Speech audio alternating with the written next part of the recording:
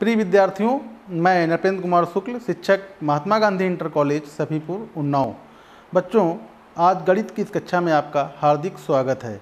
आज बच्चों हम लोग एक उप विषय लेकर आए हैं, दो चरों वाले रैखिक समीकरण। तो बच्चों इसको देखने से पहले हम लोग देखते हैं क्या इसके शिक्षण बिंदु हैं, उस पर चर्चा कर लें हम लोग। और शिक्षण बिंदु देखिए क्या है बच्चों, रैखिक समीकरण किसे कहते हैं, पहली चीज़ हो गई। उसके बाद बच्चों आता है कि एक चर वाले रैखिक समीकरण किसे कहते हैं, रैखिक समीकरण का हल कैसे निकाला जाएगा। उसके बाद बच्चों दो चर वाले रैखिक समीकरण क्या होते हैं, जो आज हमारा मूल विषय भी है बच्चों। और साथ में दो चरों वाले रैखिक समीकरण का आलेख, ये क्या होगा बच्चों, कैसे आलेख निकालेंगे ग्राफ पेपर की सहायता से। और एक्स अक्ष और वाई अक्ष के समांतर रेखाओं के समीकरण। और बच्चों अंत में हम लोग गृह कार्य ये भी देखेंगे कि गृह कार्य में कौन कौन से क्वेश्चन समाहित किए गए हैं। तो ठीक है बच्चों, हम लोग देखते हैं रैखिक समीकरण क्या होता है।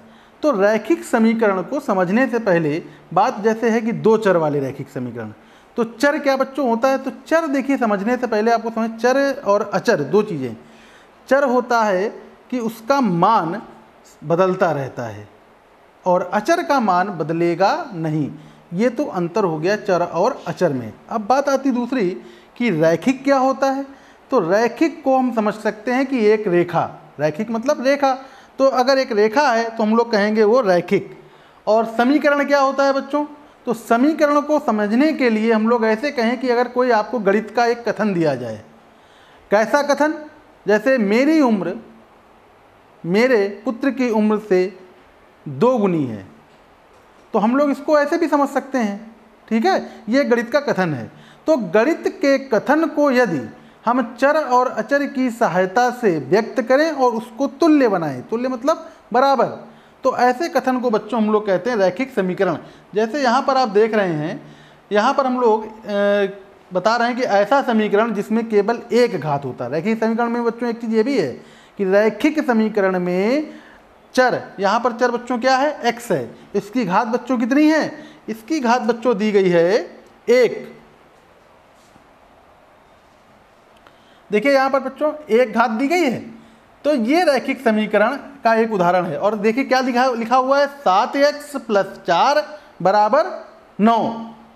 x के, अब x का जो कोई मान होगा इसको रखेंगे तो जो बायां पक्ष होगा वो दाहिने पक्ष 9 के बराबर होगा। वो x का कौन सा मान होगा वो हम लोग भी निकाल के देखते हैं। तो इसको हम लोग ऐसे करेंगे बच्चों, 7x = 9 - 4, तो 7x बराबर बच्चों हो गया 5 और x का मान हो गया 5/7। यानी इसका मतलब हो गया कि अगर x का मान 5/7 रख दिया जाए तो बायां पक्ष और दायां पक्ष बराबर हो जाएगा। जैसा कि देखिए, और दूसरा बच्चों देखिए नीचे एक दिया गया है 5x + 2y = 4। यहाँ पर भी देखिए क्या है, x की घात 1 है और y की घात भी 1 है। तो हम लोग कहेंगे ये रैखिक है। रैखिक घात में हमेशा याद रखिएगा एक घात वाले बहुपद होते हैं। बहुपद आप पिछली कक्षा में, पिछले अध्याय में बच्चों पढ़ चुके हैं, इसलिए याद रखिएगा कि एक घात वाले बहुपदों को हम लोग जो है रैखिक समीकरण कहते हैं। ये एक रेखा में भी होते हैं, जैसा हमने बताया। रेखा किस तरह से होगी बच्चों, ये देखिए, जैसे ये एक हमने रेखा बनाई, ये रेखा है। अब बात देखिए अब नीचे देखिए बच्चों क्या है, ये तराजू बना हुआ है।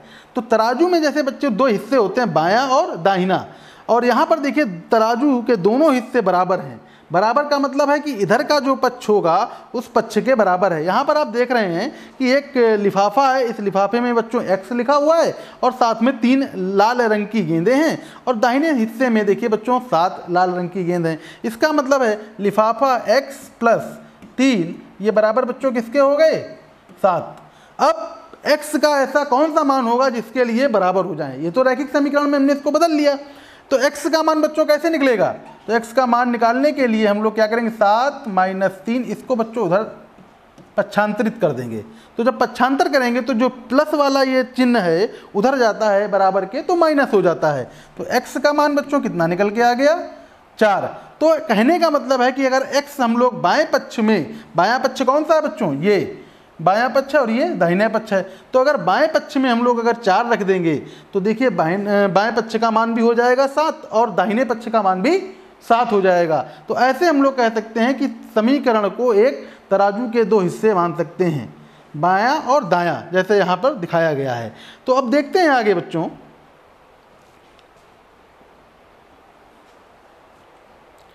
एक चर वाले रैखिक समीकरण क्या होते हैं। जैसा मैंने बताया कि ऐसा समीकरण जिसमें केवल एक चर हो।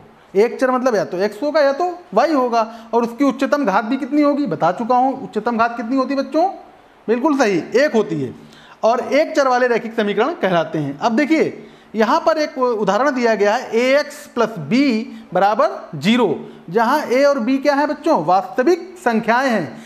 a का मान शून्य नहीं होगा किसी भी कीमत में। अगर शून्य हो गया तो ये समीकरण ही नहीं रहेगी। ठीक है, इसका एक उदाहरण देखिए बच्चों, जैसे लिख लेते हैं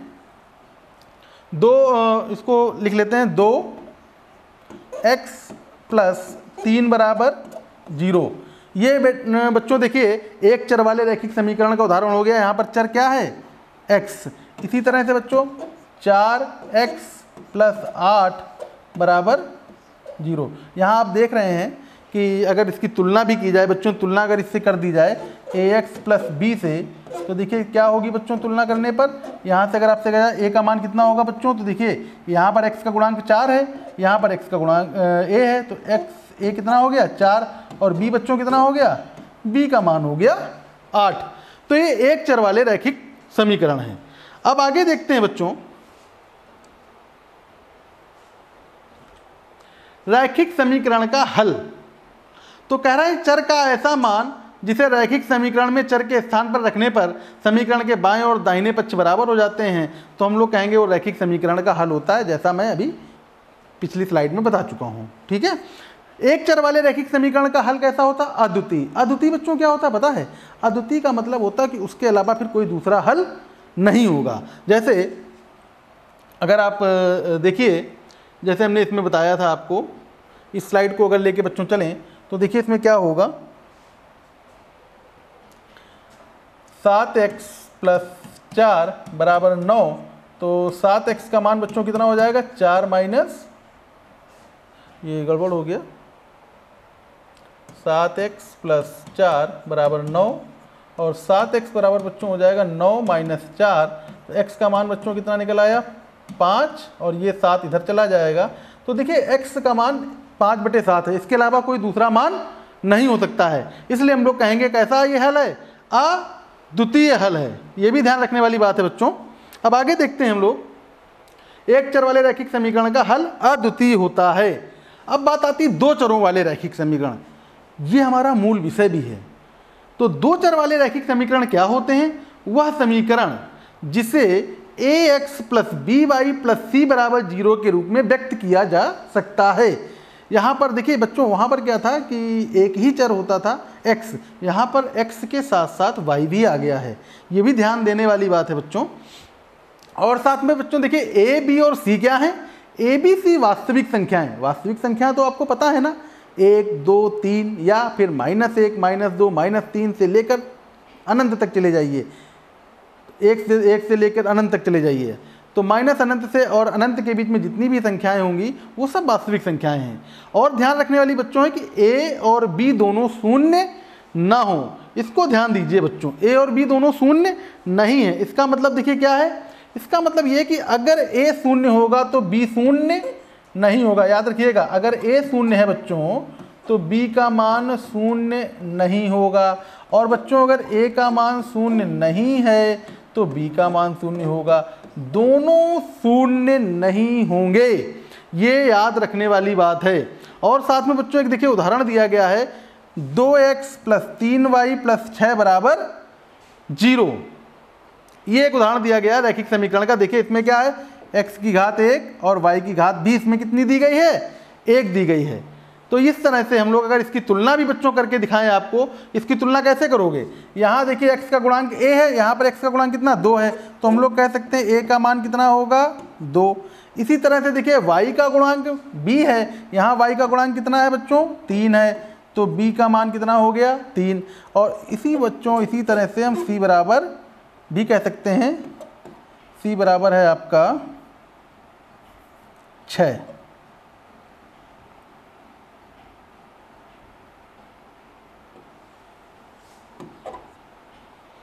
ऐसे दिखाया जा सकता है। आगे देखते हैं, आगे हम लोग देखेंगे उदाहरण इसका क्या है कि जैसा अभी हमने बताया कि इसको ABC के रूप में व्यक्त करना है, तो इसको देखिए व्यक्त करेंगे। आपको दिया गया है 2x माइनस, इसे बच्चों 1y लिखा जा सकता है और 3। इसकी बच्चों तुलना कर दें इसमें ax प्लस by और बराबर बच्चों जो दिया गया है इसको अगर हम लोग ऐसे लिख लें, बराबर का 3 था तो इसको ऐसे लिख लें -3 बराबर 0, ठीक है। और यहाँ पर ax plus by plus c बराबर 0। बच्चों देखिए तुलना करें अगर, तो तुलना करने पर देखिए क्या होगा, यहाँ चाहे तो आप लिख लीजिएगा तुलना करने पर।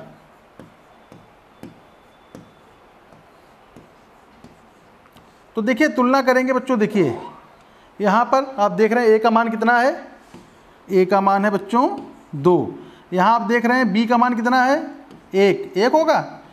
1 का चिन्ह भी तो लेंगे बच्चों -1, और साथ में बच्चों देखिए c का मान कितना होगा, c का मान -3। इस तरह से हम लोग इसकी तुलना करके ऐसे निकाल सकते हैं। दूसरा देखते हैं बच्चों, इसमें एक और उदाहरण दिया गया है, उसको भी देख लेते हैं। 4x प्लस 3 बराबर -6। तो देखिए इसको कैसे लिखेंगे, 4x प्लस 3y प्लस 6 बराबर 0, ऐसे लिखा जा सकता है। बराबर के इधर इसको लेके आना है। अब देखिए उस समीकरण से तुलना कर दें तो ax plus by plus c बराबर 0, इससे तुलना करने पर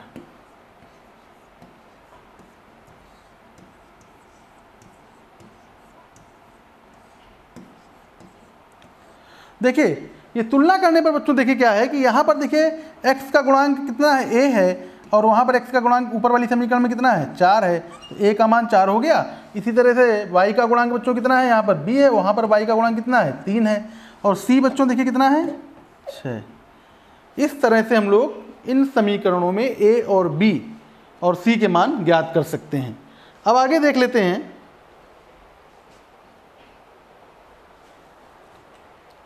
दो चरों वाले रैखिक समीकरण का हल क्या होता है। तो दो चरों वाले बच्चों रैखिक समीकरण का अगर हमें हल लिखना है तो बस एक चीज़ ध्यान रखनी है, इसमें अनंत हल होंगे। दो चरों वाले रैखिक समीकरण में अनंत हल होंगे। देखिए जैसा यहाँ लिखा भी है, अपरिमित रूप से अनेक हल होते हैं, ठीक है। और साथ में एक चीज़ और लिखी है, चरों के जो मान संतुष्ट करते हैं उन मानों का क्रमित युग्म उनका हल कहलाता है। और क्रमित युग्म क्या होता है बच्चों, ये आप पिछले अध्याय में पढ़ चुके हैं। क्या पढ़ा था पिछले, निर्देशांक ज्यामिति। और निर्देशांक ज्यामिति में आपने पढ़ा था x को बच्चों क्या कहते थे, भुज कहते थे, और y को बच्चों क्या कहेंगे, कोटि। तो इसको बच्चों याद रखिएगा, भुज और कोटि के रूप में भी लिखा जाता है x, y, ठीक है। तो भुज और कोटि पढ़ते हैं। तो यहाँ पर देखिए दो चरों वाले रैखिक समीकरण का अनेक हल होते हैं। कैसे हल होंगे, कैसे किया जाए, इसको देख लेते हैं। जैसे यहाँ पर दिया गया है, तो y बराबर बच्चों कितना हो जाएगा 6 - 2x। अब x के मान आप चाहें जितने रख लें, 0, 1, 2, 3, 4, 5। तो पहले सबसे पहले हम लोग x बराबर 0 रखें बच्चों। देखिए 0 रखेंगे तो क्या मिलेगा, y बराबर 6 - 2 गुणे 0। 2 का 0 से गुणा बच्चों 0 ही होगा। तो देखिए y का मान 6 निकल आया, कब, जब आपने x का मान कितना रखा था 0। तो बच्चों देखिए लिखने का तरीका, पहले लिखेंगे भुज बाद में कोटि, तो 0,6 इसका एक हल हो गया। ऐसे ही हम लोग एक दूसरा हल भी निकाल सकते हैं बच्चों। कैसा, y बराबर x का मान हमने 0 रखा, अब x का मान 1 रख लेते हैं। तो देखिए x का मान अगर 1 रखेंगे तो y बराबर बच्चों क्या निकल आएगा, 6 - 2 गुणे 1। तो ये निकल आ जाएगा 6 - 2, और बच्चों ये मान देखिए निकल के आ रहा है 4। y का मान 4 आ रहा है, कब, जब x का मान हमने क्या रखा था, हमने x का मान 1 रखा था। तो ये 1,4, ये बच्चों दूसरा हल निकल आया। इस तरह से हम लोग इसके अनेक हल निकाल सकते हैं। अगर आपसे कहा जाए 4 हल लिखिए, तो अगला हम लोग x का मान 2 भी रख सकते हैं, 3 भी रख सकते हैं, 4 भी रख, जो मान आप रखना चाहेंगे उस तरीके से वो हल निकल आएंगे। अब आगे देख लेते हैं बच्चों, दो चरों वाले रैखिक समीकरण का आलेख कैसे खींचते हैं।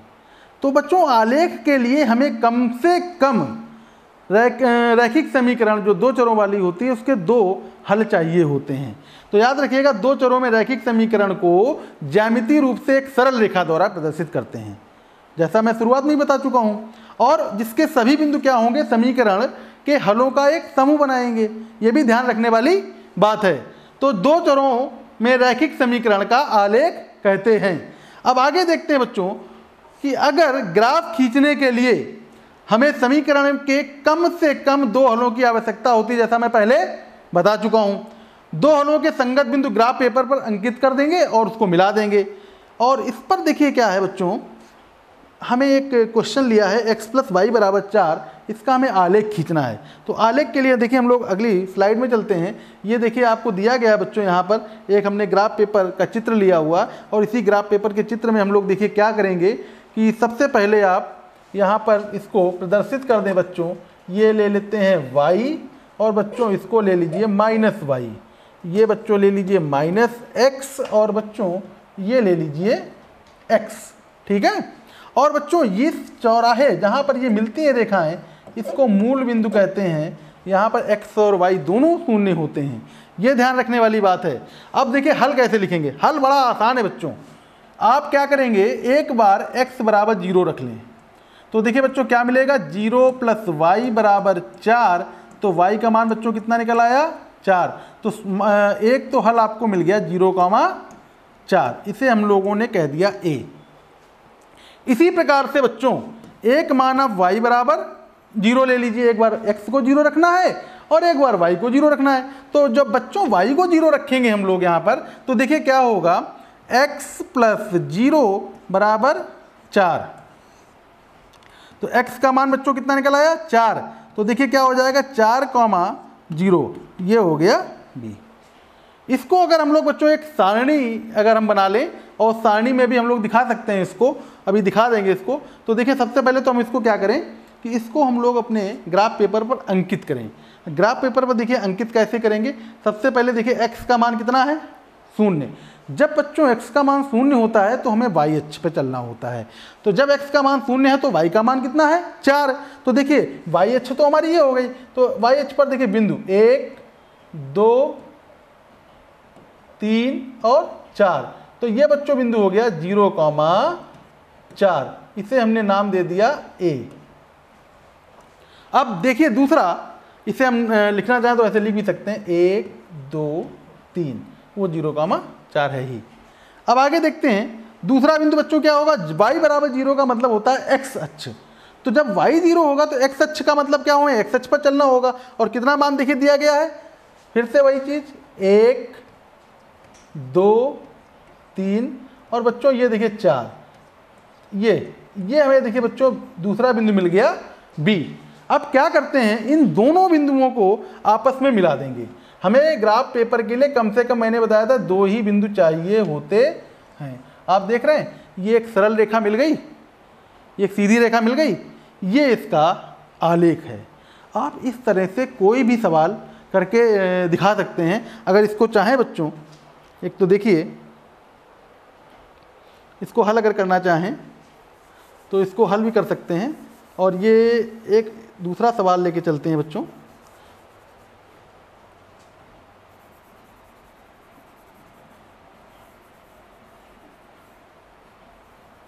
अगर आपसे कहा जाए y =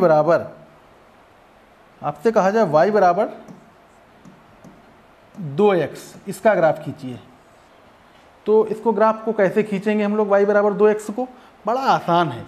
क्या करेंगे, एक बार क्या करेंगे हम लोग x = 0 रखेंगे, तो y का मान कितना आएगा बच्चों, 0 आ जाएगा ना। तो एक बिंदु तो बच्चों मिल गया 0,0। अब आप कहेंगे सर जी आपने बताया था कि अब दूसरी बार y का 0 रखोगे तब भी वही मान आएगा। हाँ, यहाँ पर अचर नहीं है इसलिए ये समस्या आएगी। तो कोई बात नहीं, आप एक दूसरा मान रख लीजिए। वो दूसरा मान बच्चों क्या होगा, और वो दूसरा मान देखिए बच्चों ऐसे आएगा कि अगर आप x का मान 1 रख लें तो y का मान कितना मिल जाएगा बच्चों, 2। तो एक बिंदु आपको मिल गया 1,2। अब आपके पास 2 बिंदु बच्चों आ गए। इन 2 बिंदुओं की सहायता से हम ग्राफ बना सकते हैं। इसी ग्राफ पेपर पर बच्चों बनाना सीखेंगे। और देखिए इसको हम क्या करेंगे, इसी ग्राफ पेपर पर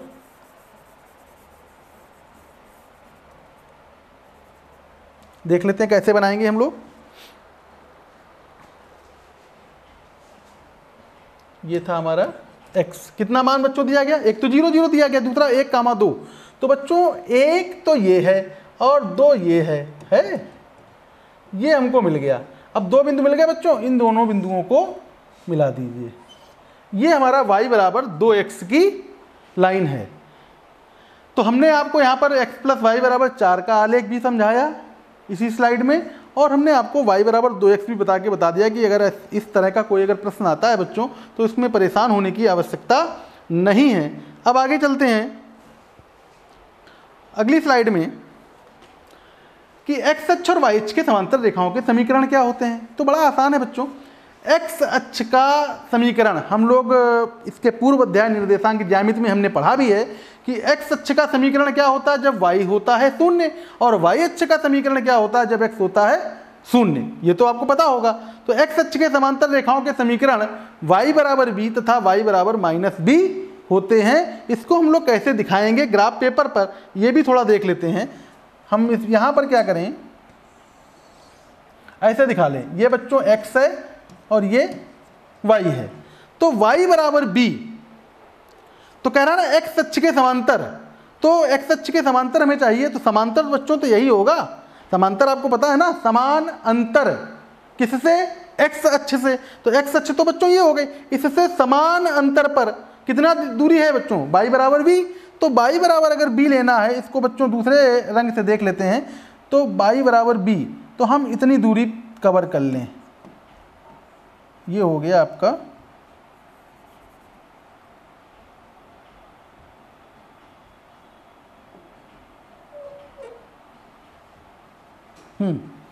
ये देखिए, ये y बराबर b, और हमने कह दिया ये कितना है, ये b दूरी है, किस कहाँ से, मूल बिंदु से।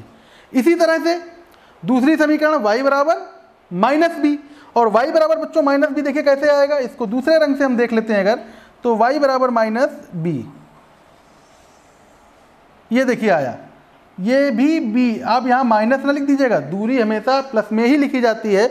तो ये समीकरण कौन सी हो गई, y बराबर -b। बच्चों ये दोनों x अक्ष के समांतर रेखाओं के समीकरण हैं। अब आगे देख लेते हैं हम लोग,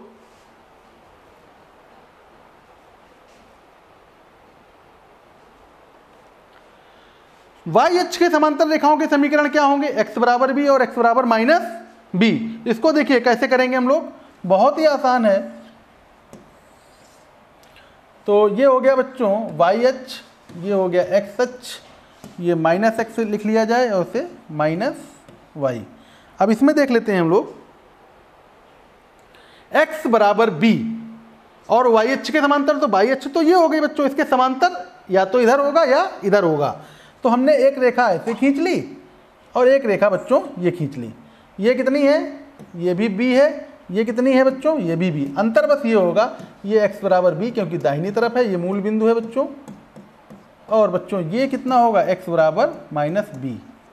ये इस तरह से हम लोग इन रेखाओं के समीकरण लिख सकते हैं। जैसे अगर आपसे कहा जाएगा x बराबर 4 क्या होगा, तो कुछ कोई दिक्कत नहीं है, x अक्ष पर चलिए 1 2 3 और 4, ये 4 बिंदु मिला और हमने ये रेखा खींच दी।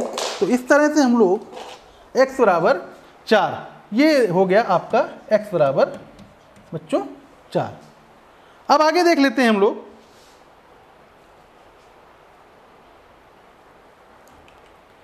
एक उदाहरण बच्चों दिया गया कि y बराबर 2 का एक चर एवं 2 चरों में ज्यामितीय निरूपण करना है। ये एक तरह का सवाल भी है, इसको भी देखना जरूरी है बच्चों। y बराबर 2 का एक चर में, अगर ये अनंत रेखा, इसको समझ लें एक वास्तविक रेखा है, और इस वास्तविक रेखा पर अगर बिंदु, ये बच्चों अनंत, ये माइनस अनंत मान लेते हैं, इसको यहाँ पर एक बिंदु ले लेते हैं 0, तो इधर चलेंगे तो धन मिलेगा। तो हम इसको कहते हैं कि 1 2 3 एंड सो ऑन, ठीक है। इसी तरह से बच्चों यहाँ पर क्या मिलेगा, -1 -2 -3 एंड सो ऑन। इस तरह से हम लोग इसको दिखा सकते हैं, ठीक है। अब y बराबर 2 हमें निरूपित करना है, तो कैसे निरूपित करेंगे, तो देखिए ये है बिंदु 2 वाला, ये बस ऐसे हम लोग एक बिंदु रख देंगे, इससे समझ में आ जाएगा कि हाँ ये y बराबर 2 है। इसको अगर आपको इंडिकेट करना है तो एक एरो ऐसे दिखा दीजिए आप दूर से कि हाँ यही वाला है, वैसे भी आप बिंदु रखेंगे तो समझ में आ जाएगा। और बच्चों दूसरी तरफ आप देख रहे हैं कि इसमें एक चीज़ इसने कहा ये तो एक चर में हो गया, ये किस में हो गया, एक चर में निरूपण। बच्चों अगर दो चरों में निरूपण करना इसी y बराबर 2 को तो कैसे लिखेंगे, तो बहुत आसान है। देखिए कैसे, इसको हम क्या लिखेंगे, 0x प्लस y माइनस 2 बराबर 0। इस तरह से देखिए आप लिखा जा सकता है इसको। तो यहाँ 2 चर बन गए, एक x और एक y। इसको अगर दिखाना है तो देखिए ये y हो गया, ये आपका बच्चों x हो गया, ये माइनस x हो गया और ये माइनस y हो गया। आप अगर चाहो तो इसको डॉट डॉट डॉट डॉट दिखा दीजिए ऐसे, जिसमें आपको समझ में आ जाए कि हाँ ये देखा है ऐसे, x अक्ष और y अक्ष। ठीक है बच्चों। अब देखिए y बराबर 2, तो y बराबर 2 कहाँ होगा, y अक्ष पर चलिए हम लोग और चलने के बाद x के समांतर, ये y बराबर 2। इस तरह से हम लोग यहाँ पर इसको 1 और 2 चरों में निरूपित कर सकते हैं। अब अगर आगे देखा जाए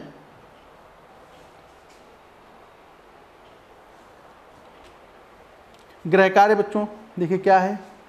जैसा मैंने शुरू में बताया था कि जो गणितीय कथन होते हैं उनको हम लोग समीकरणों की सहायता से दिखाते हैं और प्रतीकों की सहायता से। एक नोटबुक की कीमत एक कलम की कीमत से दोगुनी है, इस कथन को निरूपित करने के लिए 2 चरों वाले रैखिक समीकरण को लिखिए। दूसरा बच्चों है कि y बराबर 3x का आलेख कीजिए। मैंने y बराबर 2x का इसी जो है उसमें दिखाया है आपको कक्षा में कैसे किया जाता है। दूसरा बच्चों देखिए एक और है कि एक चर वाले 2 चर वाले रैखिक रूप में y बराबर 3 का ज्यामितीय निरूपण कीजिए। तो बच्चों ये है आपका 3 और ये है बच्चों 4। तो निरूपण करना है y बराबर 3 का, ये भी हम बच्चों y बराबर 2 का दिखा चुके हैं। और 5x बराबर 1 को समीकरण के रूप में भी लिखना है। तो बच्चों इस तरह से ये आपका गृह कार्य है और गृह कार्य हमें लग रहा है कि आप लोग ये सारे प्रश्न हल कर लेंगे, क्योंकि मैं आपको एक एक करके सब बता चुका हूँ। अब आगे देख लेते हैं हम लोग। अगर आपको बच्चों ऑनलाइन अगर अभ्यास करना है इस अध्याय का या इससे पूर्व के जो भी अध्याय हैं, अगर इनका ऑनलाइन अभ्यास करना है तो दीक्षा ऐप पर जाइए, या फिर बच्चों उत्तर प्रदेश सरकार का एक चैनल है उस पर देखिए, उत्तर प्रदेश माध्यमिक शिक्षा विभाग, इस पर भी सारे आपको वीडियो उपलब्ध हो जाएंगे और उनका अध्ययन करिए। और इसी के साथ आशा है कि आपको ये अध्याय समझ में आया होगा। बहुत बहुत धन्यवाद।